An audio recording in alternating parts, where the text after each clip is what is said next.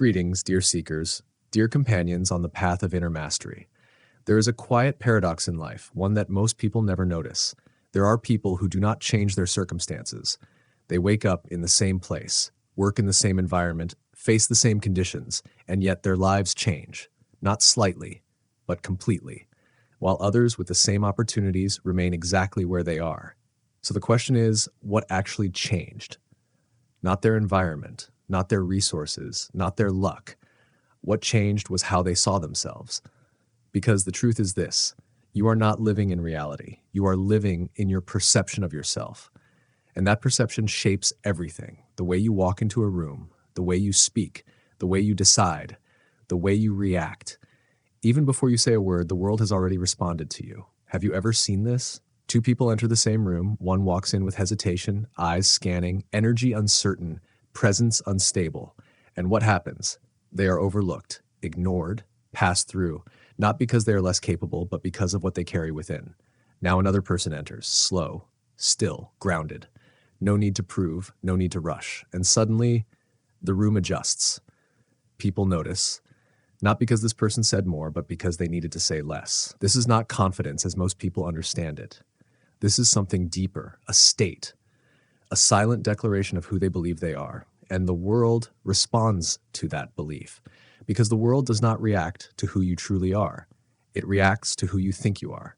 This is why two people with the same ability can live completely different lives.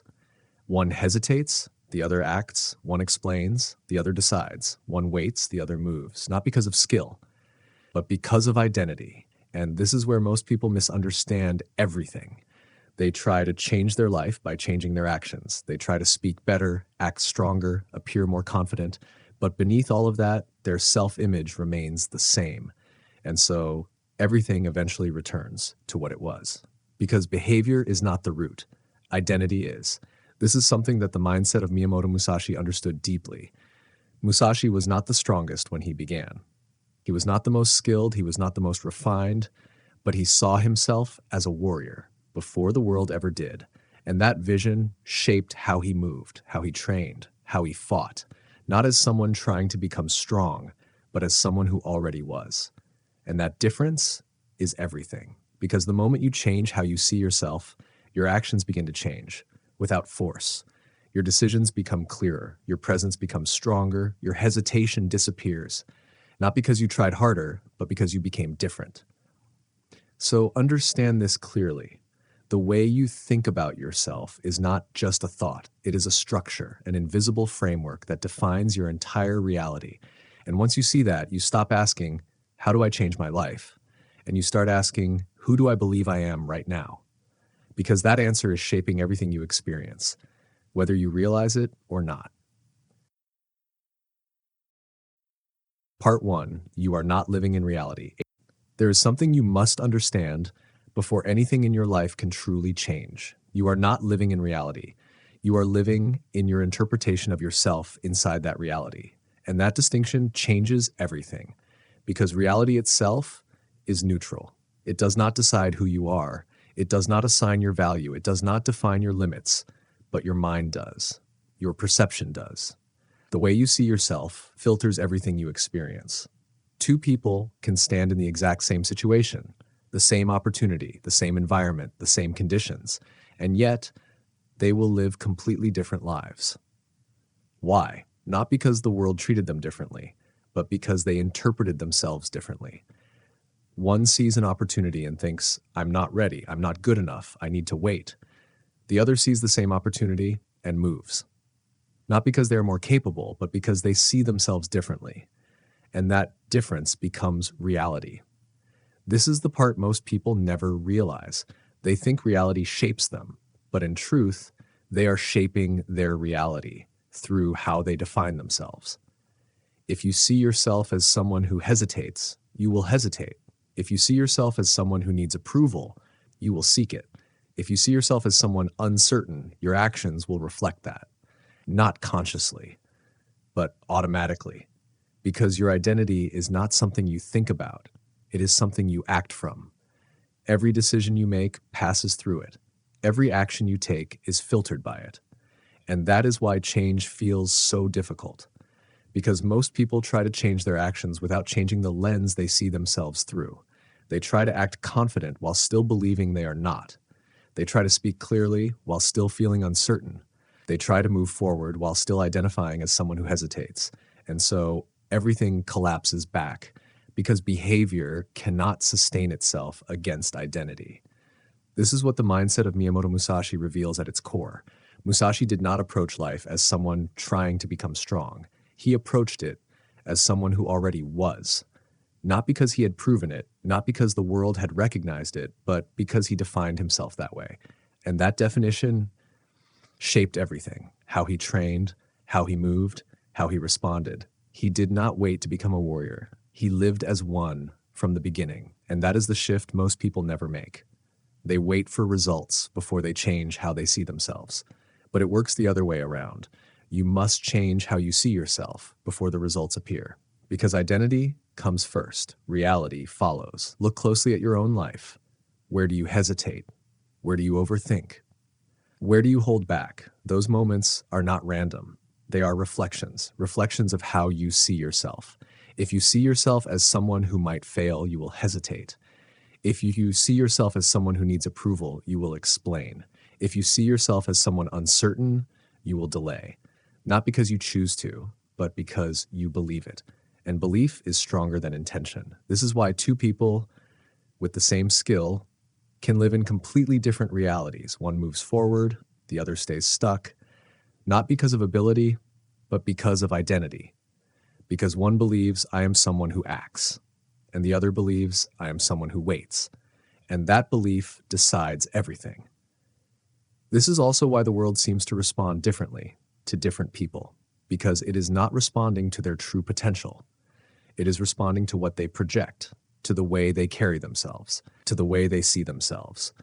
Before you even speak, your identity has already spoken. Before you even act, your perception has already influenced the outcome. This is the invisible layer that most people ignore, and yet it is the foundation of everything. So if you want to change your life, you must start here. Not with action, not with strategy, but with identity, with how you define yourself. Because the moment that changes, everything else begins to shift.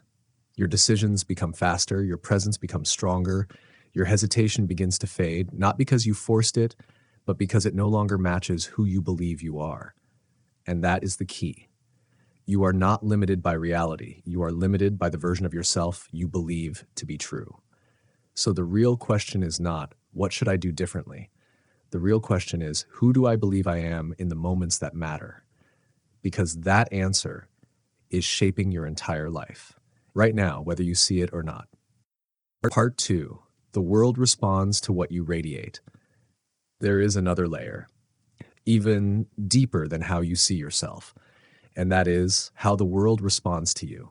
Because once your identity is formed, it does not stay inside. It is expressed through your body, through your eyes, through your tone, through your presence. Before you say a single word, you have already communicated something, and people are already responding. This is something most people underestimate. They believe that others judge them based on what they say, on their skills, on their knowledge, on their achievements. But in reality, people read you before they ever listen to you. They read your energy, your stillness or your restlessness, your certainty or your hesitation, your groundedness or your instability. And based on that, they decide how to treat you. This is why two people can say the same thing and receive completely different reactions. One speaks and is ignored, the other speaks and is respected. Not because of the words, but because of what is behind them. Because words are only the surface. What people truly respond to is the signal underneath. This is what the mindset of Miyamoto Musashi understood deeply. In a duel, the outcome was not decided when the swords clashed. It was decided before that moment, in the posture, in the gaze, in the stillness. Musashi understood that before the sword is drawn, the battle is already unfolding, because presence communicates before action. And the same is true in your life. You are constantly signaling something, even when you are silent, even when you are doing nothing. Your internal state is being expressed externally, and people are adjusting to it. If your energy is uncertain, people hesitate around you. If your energy is unstable, people test you. If your energy is seeking approval, people place themselves above you, not consciously, but naturally, because humans respond to signals, not just logic. And this is why someone who is highly skilled can still be overlooked, while someone less skilled is respected.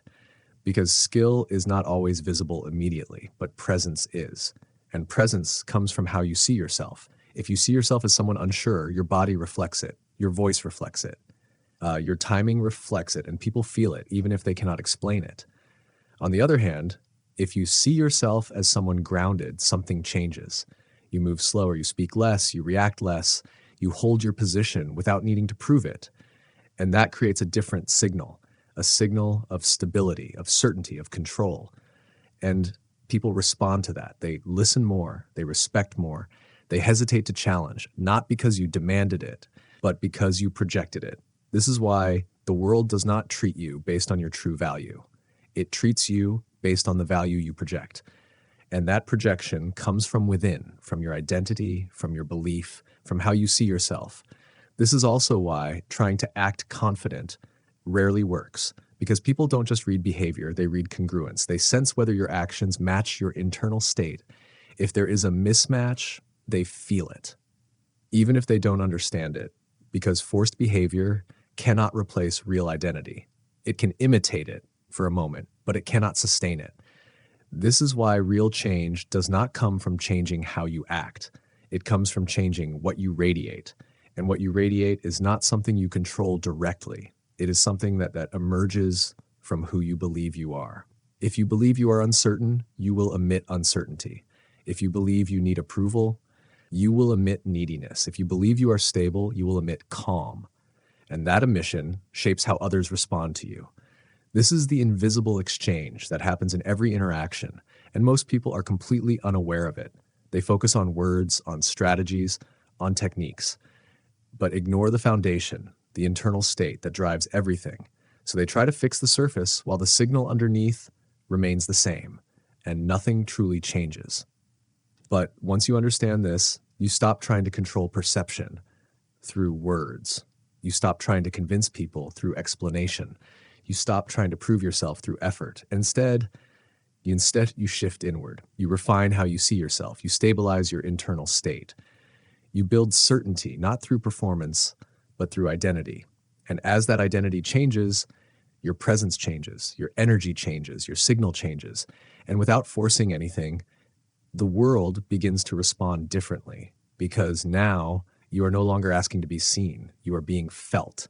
And that is where real influence begins, not in what you say, but in what you radiate. Before a single word is spoken, before a single action is taken, everything is already happening.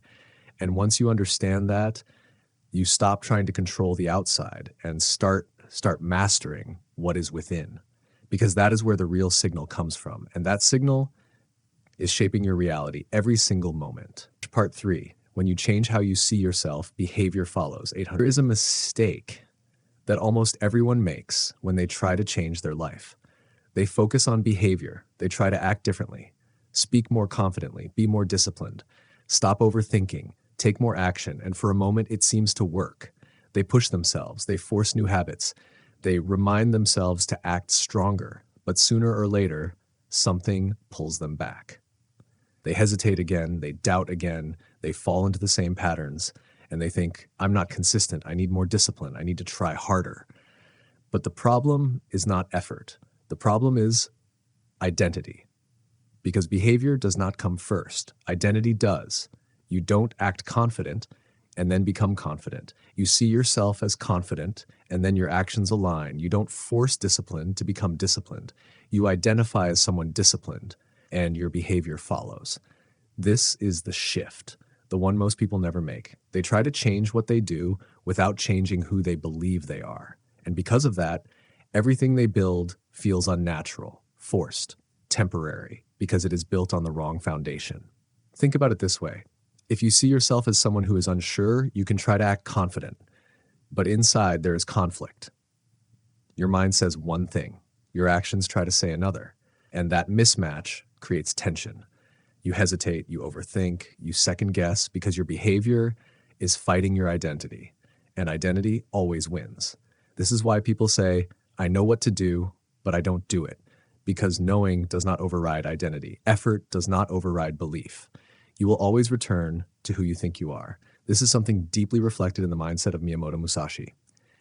Musashi did not train himself by constantly reminding, I need to become stronger. He didn't approach each day as someone lacking something. He saw himself as a warrior from the beginning, and that identity guided everything.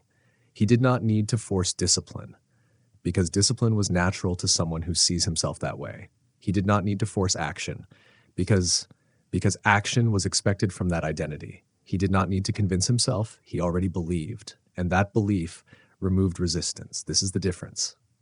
When your identity is aligned, your behavior becomes effortless. Not easy, but natural. You don't need to push yourself constantly. You don't need to fight your habits. You don't need to remind yourself over and over again, because your actions are no longer something you do. They are something you are. Look at your own life. There are things you do without effort, without resistance, without overthinking. Why? Because they match your identity. You don't struggle to act like yourself. But the moment you try to act against your identity, everything becomes difficult, heavy, unstable. And this is why real transformation does not begin with action. It begins with self-definition, with how you see yourself in the moments that matter. Because those moments reveal your true identity. When pressure appears, who are you? When uncertainty arises, who do you become? When you are challenged, how do you see yourself? Do you shrink? Do you hesitate? Do you wait or do you stand? Do you decide? Do you move? That answer is not random. It is your identity. And until that identity changes, your behavior will not truly change. You can improve it, adjust it, control it for a while, but it will always return to what is familiar. So the real work is not forcing new actions. It is redefining who you are, not through words, but through belief, through internal certainty, through choosing a different version of yourself and holding that identity even before results appear. Because that is the key. You don't wait for proof. You don't wait for validation. You don't wait for the world to confirm it. You decide first, and then your actions begin to align. You stop over-explaining because that identity no longer fits. You stop seeking approval because it is no longer needed. You stop hesitating because you no longer see yourself that way. And from the outside, it looks like discipline, like confidence, like control. But from the inside, it feels natural, like something that no longer needs to be forced. And that is the moment everything shifts. When you are no longer trying to act differently, but becoming someone who cannot act the same way again. So understand this clearly. You don't become strong because of what you do. You do things differently because of who you believe you are. And the moment that belief changes, your life begins to change with it. Without force, without struggle, without Part 4, real power is not being shaken.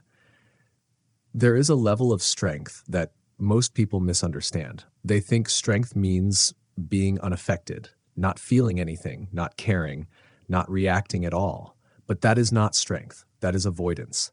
Real strength is not the absence of impact. It is the absence of instability. It is not that nothing touches you. It is that nothing moves you. Because the truth is, life will always test you. There will always be pressure. There will always be opinions. There will always be situations that try to pull you out of yourself. Praise will come. Criticism will come. Approval, rejection, misunderstanding, all of it. And if your internal state depends on those things, you will never be stable. You will rise when you are praised. You will fall when you are criticized. You will feel strong when you are accepted. You will feel weak when you are not. And in that cycle, you are not in control. You are being controlled by the world around you. This is where most people live, constantly reacting, constantly adjusting, constantly shifting based on external input. And because of that, they never build real power, only temporary states, because anything that can be influenced can be broken. But there is another level, a deeper level, where your internal state is no longer tied to what happens outside. You still feel, you still experience, but you are not shaken, not easily, not completely, not in a way that changes who you are. This is what it means to be untouchable. Not untouchable because nothing affects you, but untouchable because nothing destabilizes you. You can be praised and remain grounded. You can be criticized and remain steady. You can be misunderstood and remain clear because your identity is no longer dependent on external validation. And this is where true power begins, not in action, but in stability. Because once you are stable, everything else becomes easier. Your decisions become clearer. Your actions become sharper. Your presence becomes stronger. Because you are no longer reacting, you are choosing. And that difference is everything. This is something deeply reflected in the mindset of Miyamoto Musashi. In the middle of a duel, Musashi did not rely on speed alone or strength alone. He relied on stillness, on a mind that did not fluctuate, a presence that did not waver. Because in combat, the one who loses control loses the fight, not because they lack skill, but because they lose stability. And life works the same way. You don't lose because you are incapable. You lose because you are unstable, because you react too quickly, because you are pulled too easily, because your state changes based on what happens around you. And that instability creates mistakes, creates hesitation, creates weakness. But when you are stable, something shifts. You stop reacting immediately. You observe first. You create space between what happens and how you respond. And in that space, you regain control. This is where most people fail. They don't allow that space. They feel something and they act instantly, automatically, without awareness.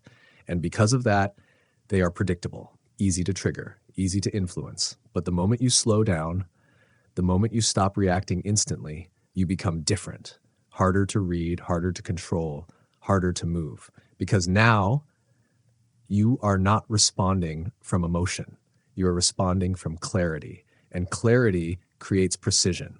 You no longer say things you regret. You no longer react in ways that weaken you. You no longer get pulled into situations that drain your energy because you are not moving impulsively. You are moving intentionally. And that intention is what creates strength, not loud strength, not aggressive strength, but quiet, unshakable strength, the kind that does not need to prove itself because it is consistent, stable, reliable. This is also why people begin to respect you without you asking for it, because they feel that stability. They feel that you are not easily moved, not easily influenced, not easily shaken. And that creates a different dynamic. You are no longer someone who reacts to the world. You are someone the world adjusts to, not because you force it, but because you are grounded enough that others feel it and they respond to it. So understand this clearly. Real power is not about doing more. It is about being stable. It is about holding your state no matter what happens around you. Because the moment you stop being shaken, you stop being controlled. And the moment you stop being controlled, you become free. Free to act, free to decide. Part 5, silence. The weapon of those who know who they are. Becomes invisible. It is no longer loud, no longer expressive, no longer something that needs to be shown. It becomes quiet. And that quiet is not emptiness. It is certainty. Because the more someone understands themselves, the less they feel the need to explain, the less they feel the need to prove, the less they feel the need to be seen. This is why there is a clear difference between those who are still searching and those who have found clarity. Those who are still unsure speak more. They explain more. They justify more. They try to be understood because inside there is doubt. And that doubt looks for confirmation, looks for validation, looks for reassurance from the outside. But those who are clear move differently. They speak less, not because they have nothing to say, but because they don't need to say everything. They don't rush to explain. They don't feel pressure to justify. They don't try to control how they're perceived because they already know who they are, and that knowing removes the need to prove. This is the difference between noise and presence. Noise tries to be heard. Presence does not need to, because it is already felt. This is also why over-explaining is not just a habit. It is a signal of internal uncertainty, a signal that something inside is not settled. Because when you are truly certain, you don't expand unnecessarily. You don't add layers. You don't try to cover every possible misunderstanding. You say what is needed and you stop. And that stop is where power lives, because silence creates weight. When you speak less, each word matters more. When you don't explain everything, people pay closer attention. When you don't rush to respond, others begin to adjust to you. Not consciously, but naturally, because silence shifts the dynamic. It removes you from reaction and places you in control. This is something deeply aligned with the mindset of Miyamoto Musashi. Musashi was not known for explaining himself. He did not argue his philosophy. He did not justify his path. He acted and allowed his actions to define him because he understood something most people miss. The more you explain, the more you invite judgment. The more you speak, the more you open space for doubt. But when you are silent, you remove that space. You leave nothing to negotiate, nothing to weaken, nothing to dilute your presence. This is why silence is not weakness. It is control over energy, because every word is energy. Every explanation is energy. Every reaction is energy. And most people waste it on things that do not matter, on people who do not understand, on situations that do not require response. And over time, that constant output drains them, weakens them, scatters their focus. But when you begin to control that, when you begin to choose what deserves your words and what does not, everything changes. You become more focused, more precise, more intentional, because now your energy is not everywhere. It is directed, and that direction creates power. This is also why silence often feels uncomfortable at first, because you are used to filling the space, used to explaining, used to responding quickly, used to making sure everything is clear. So when you stop, there is tension, a feeling that you should say more, that you should explain further, that you should make things clearer, but that feeling is not truth. It is habit. It is the echo of your old identity, the one that needed validation, the one that needed approval, the one that needed to be understood. And the moment you sit in that silence without reacting, you begin to break that pattern. You begin to see that not everything needs a response. Not everything needs explanation. Not everything needs your energy. And in that realization, you gain control. Because now you are no longer reacting automatically. You are choosing when to speak, choosing when to remain silent, choosing when something is worth engaging and when it is not. And that choice is what creates authority. Because authority is not about speaking more. It is about speaking with intention. It is about knowing that your presence alone is enough. So understand this clearly. Silence is not about saying nothing. It is about removing everything unnecessary so that what remains is strong, clear, undeniable. Because when you no longer feel the need to prove, you stop giving your power away. And when you stop giving your power away, you begin to hold it quietly, steadily, completely. And that is the point where everything changes. Not because you said more, but because you no longer needed to. Because when you truly know who you are, silence is no longer uncomfortable. It becomes natural. It becomes stable. It becomes your strongest position. And from that position, you don't need to explain anything because everything you are already speaks for itself.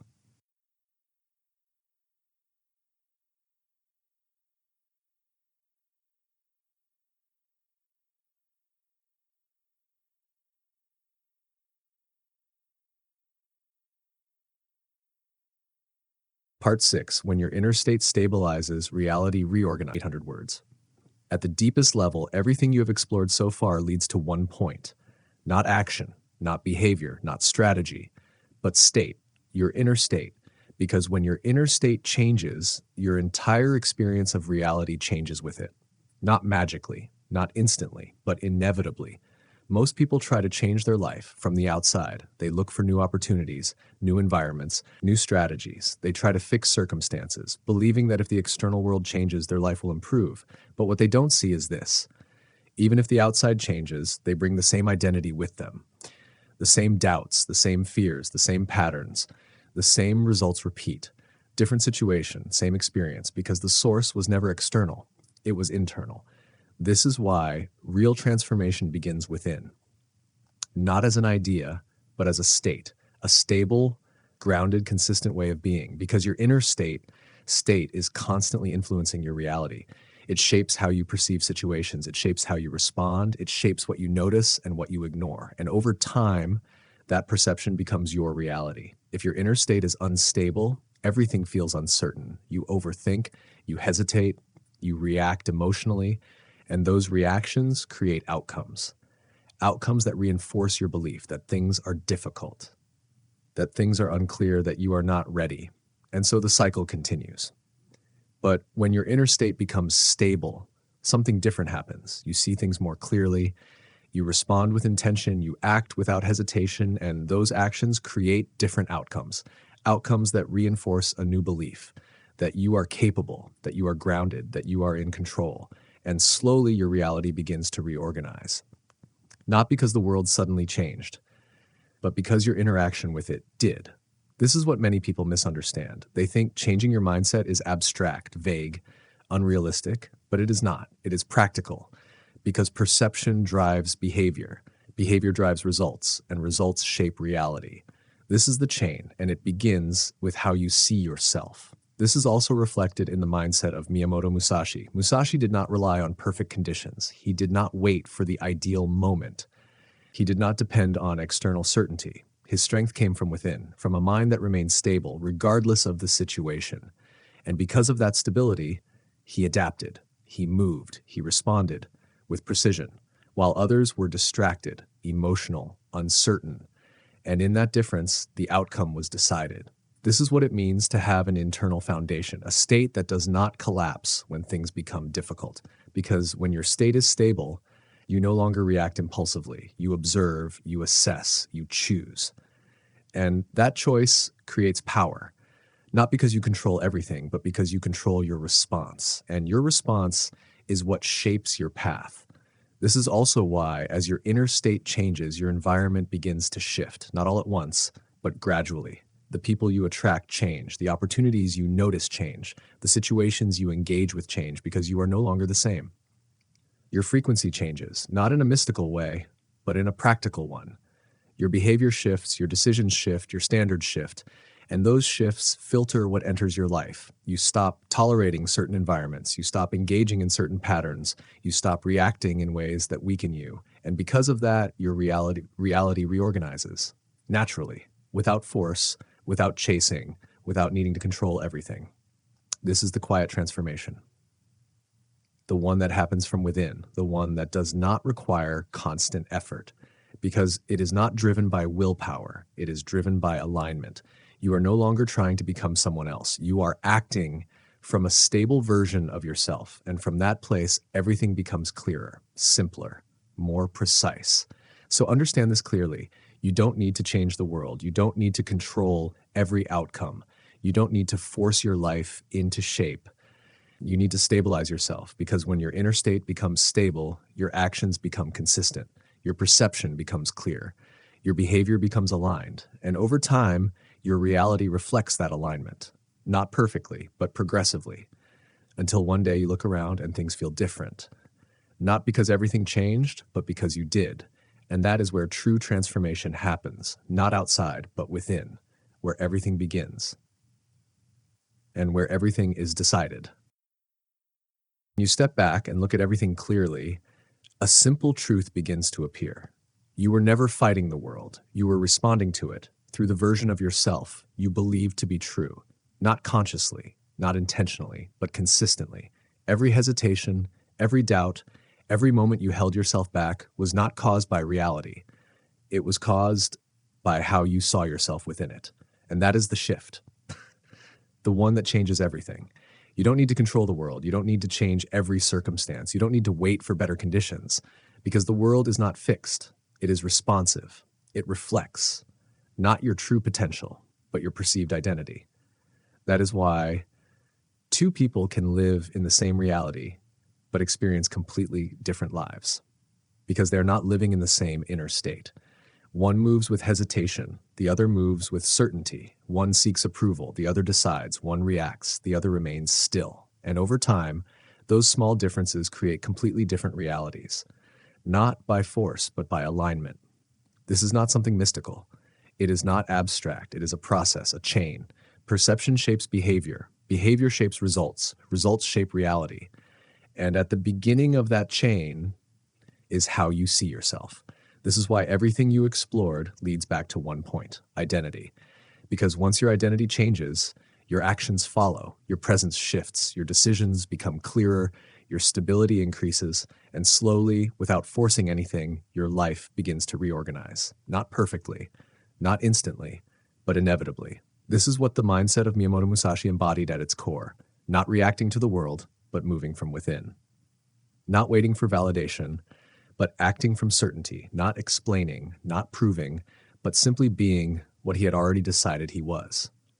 And that is where your power lies, not in doing more, but in defining yourself differently. So from this moment forward, you don't need to ask, how do I change my life?